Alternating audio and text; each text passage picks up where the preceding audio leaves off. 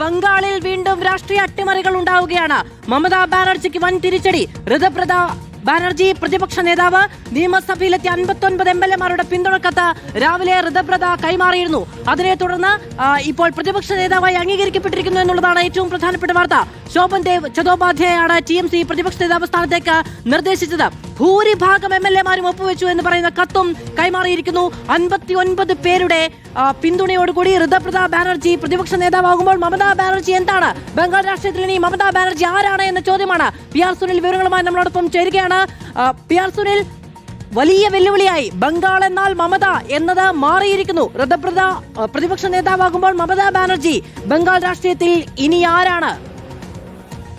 മാധു, തീർച്ചയായും വലിയ രാഷ്ട്രീയ അട്ടിമറി തന്നെയാണ് പശ്ചിമ ബംഗാളിൽ നടന്നിരിക്കുന്നത്. ഒരു രാഷ്ട്രീയ പാർട്ടി, ആ രാഷ്ട്രീയ പാർട്ടിയുടെ നേതൃത്വം തീരുമാനിച്ച നേതാവിനെ പ്രതിപക്ഷ നേതാവാക്കാതെ ആ പാർട്ടിയിൽ നിന്ന് ഭൂരിഭാഗം MLA-മാരെ അംഗങ്ങളെ അടർത്തിക്കൊണ്ടുവന്ന ഒരു നേതാവിനെ പ്രതിപക്ഷ നേതാവാക്കിയ വലിയൊരു രാഷ്ട്രീയ നീക്കം അവിടെ BJP നടത്തി എന്ന് തന്നെ നമുക്ക് വിലയിരുത്താം. ഏതായാലും തൃണമൂൽ കോൺഗ്രസ് ഔദ്യോഗികമായി ആവശ്യപ്പെട്ടത് ശോഭൻ ദേവ് ചതോപാധ്യായെ പ്രതിപക്ഷ നേതാവാക്കണം എന്നതായിരുന്നു. 80 അംഗങ്ങളാണ് ഇത്തവണ തൃണമൂൽ കോൺഗ്രസിന് പശ്ചിമ ബംഗാൾ നിയമസഭയിലുള്ളത്. ഇതിൽ 59 അംഗങ്ങളുടെ പിന്തുണ വാങ്ങിക്കൊണ്ടാണ് ഋതുപ്രത ബാനർജി തന്നെ പ്രതിപക്ഷ നേതാവാക്കണം എന്നുള്ള ആവശ്യവുമായി രംഗത്ത് വന്നത്. മമതാ ബാനർജിയുടെ നേതൃത്വം അംഗീകരിക്കുമെങ്കിൽ പോലും അവരുടെ മരുമകൻ അഭിഷേക് ബാനർജി അംഗീകരിക്കാനാകില്ല എന്നുള്ളതായിരുന്നു ഋതുപ്രത ബാനർജി ഉൾപ്പെടെയുള്ള നേതാക്കളുടെ നിലപാട്. ഏതായാലും ഇത് BJP നടത്തുന്ന കളിയാണ് എന്നാണ് നേരത്തെ മമതാ ബാനർജി ആരോപിച്ചത്. ഇതിന്റെ അടിസ്ഥാനത്തിൽ ഋതുപ്രത ബാനർജി ഉൾപ്പെടെയുള്ള 2 പേരെ നേരത്തെ തൃണമൂൽ കോൺഗ്രസിൽ നേതൃത്വം അംഗീകരിക്കും എന്നുള്ളതൊക്കെ ഇനി വിലപ്പോകുമോ? ഇങ്ങനെ ഒരു അട്ടിമറിയും ഇങ്ങനെ ഒരു പിന്നിൽ നിന്ന് കുത്തുമുണ്ടായ ഋതുപ്രതയെ മമത അംഗീകരിക്കുമോ? പിളരില്ലേ മാധു? തീർച്ചയായും ഇത് മമതാ ബാനർജി അംഗീകരിക്കുന്നില്ല, തൃണമൂൽ കോൺഗ്രസ് അംഗീകരിക്കുന്നില്ല.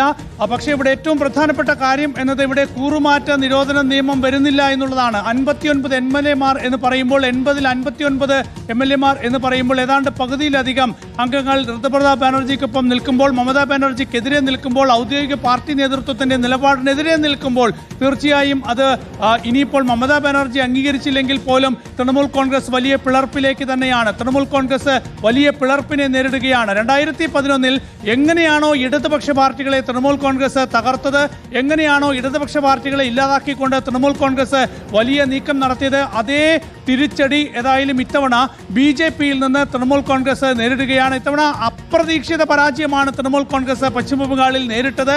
ആ തെരഞ്ഞെടുപ്പിന് ശേഷം കൂടെയുള്ള MLA-മാരെ പോലും കൂടെ നിർത്താൻ സാധിക്കാത്ത മമതാ ബാനർജിയുടെ വലിയ രാഷ്ട്രീയ തകർച്ചയാണ് നമ്മളിപ്പോൾ കണ്ടുകൊണ്ടിരിക്കുന്നത്. 80 അംഗങ്ങൾ വിജയിച്ചിട്ടും കഴിഞ്ഞ ദിവസം അഭിഷേക് ബാനർജി ആക്രമിക്കപ്പെട്ട സാഹചര്യത്തിൽ MLA-മാരുടെ യോഗം വിളിച്ചപ്പോൾ ആകെ പങ്കെടുത്തത് 20 പേർ മാത്രമാണ്. മമതാ ബാനർജി വിളിച്ച MLA-മാരുടെ യോഗത്തിൽ ആകെ പങ്കെടുത്തത് 20 പേർ മാത്രമാണ്. ബാക്കി എല്ലാവരും വിട്ടുനിൽക്കുകയായിരുന്നു. അതായത് ഇന്ന് രാവിലെ തനിക്കൊപ്പമാണ് 59 MLA-മാർ എന്ന് അവകാശപ്പെട്ടുകൊണ്ട് ഋതുപ്രത ബാനർജി സ്പീക്കറെ സമീപിക്കുകയായിരുന്നു. തൃണമൂൽ കോൺഗ്രസ് ഔദ്യോഗികമായി ആവശ്യപ്പെട്ട ആളെ തള്ളിക്കൊണ്ട് പിന്നീട് സ്പീക്കർ ഋതുപ്രത ബാനർജിയെ ഇപ്പോൾ പ്രതിപക്ഷ നേതാവായി തീരുമാനിച്ചിരിക്കുകയാണ്. തീർച്ചയായും മമതാ ബാനർജിയുടെ വലിയ തകർച്ചയാണ് നമ്മൾ പശ്ചിമ ബംഗാളിൽ ഈ BJP നടത്തിയ രാഷ്ട്രീയ നീക്കത്തിലൂടെ കാണുന്നത്. ഇത് MLA-മാർ പിളർന്നിരിക്കുന്നു. ഇതേ രീതിയിൽ ഇനി തൃണമൂൽ കോൺഗ്രസിലും സംഘടനാപരമായി വലിയ പിളർപ്പും സമീപ ഭാവിയിൽ തന്നെ പ്രതീക്ഷിക്കാം. അങ്ങനെയെങ്കിൽ വലിയ തിരിച്ചടിയും ഇനി എങ്ങനെയായിരിക്കും തൃണമൂൽ കോൺഗ്രസിന്റെ ഭാവി എന്നൊക്കെ വലിയ ചോദ്യചിഹ്നമായി അവശേഷിക്കുന്ന രാഷ്ട്രീയ സാഹചര്യമാണ് പശ്ചിമ ബംഗാളിൽ ഉണ്ടാകുന്നത്.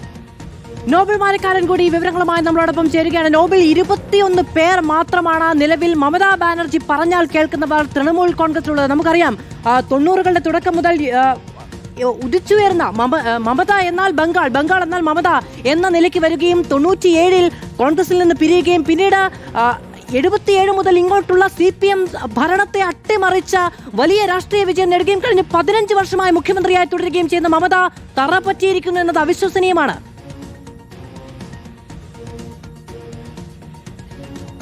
മധു, മമതാ ബാനർജിയുടെ തൃണമൂൽ കോൺഗ്രസ് എന്താണെങ്കിലും 2ആയി പിളർന്നിരിക്കുന്നു എന്ന് ഇപ്പോൾ പറയാം. കാരണം ഋതുപ്രത ബാനർജിയുടെ നേതൃത്വത്തിൽ ഒരു പുതിയ സംഘം തന്നെ രൂപീകരിച്ച് അവർ പ്രതിപക്ഷ നേതൃസ്ഥാനം അടക്കം ഏറ്റെടുത്തിരിക്കുന്നു. മമതാ ബാനർജിയെ സംബന്ധിച്ച് ഇനിയിപ്പോൾ കൂടുതലുള്ള MLA-മാരുടെ എണ്ണം എന്ന് പറയുന്നത് 26ലേക്ക് ചുരുങ്ങി എന്നാണ് പ്രധാനപ്പെട്ട കാര്യം. 53 MLA-മാരുടെ പിന്തുണ എങ്കിലും പ്രതിപക്ഷ നേതാവാകാൻ ആവശ്യമുണ്ടായിരുന്നു. പക്ഷേ 59 MLA-മാരുടെ പിന്തുണ നേടിയാണ് ഋതുപ്രത ബാനർജി ഇതുമായി ബന്ധപ്പെട്ട കത്ത് സ്പീക്കറുടെ ഓഫീസിൽ നിന്നിപ്പോൾ കൈമാറിയത്. അതിനു പിന്നാലെയാണ് സ്പീക്കർ എന്താണെങ്കിലും പ്രതിപക്ഷ നേതാവായി ഋതുപ്രതയെ തെരഞ്ഞെടുക്കുകയും ചെയ്തത്. നേരത്തെ TMC മുന്നോട്ട് വെച്ചത് ശോഭൻ ദേവ് ചതോപാധ്യായ ആയിരുന്നു. അദ്ദേഹത്തിന് ഈ പ്രതിപക്ഷ സ്ഥാനത്തേക്ക് മമതാ ബാനർജി തൃണമൂൽ കോൺഗ്രസ് മുന്നോട്ട് വയ്ക്കുമ്പോൾ നൽകിയ ഒപ്പുകളടക്കം വ്യാജമായിരുന്നു എന്ന് MLA മാർ നേരിട്ട് പരാതി നൽകിയതിന്റെ അടിസ്ഥാനത്തിലാണ് ഇതുമായി ബന്ധപ്പെട്ട അന്വേഷണം അടക്കം ആരംഭിക്കുന്നത്.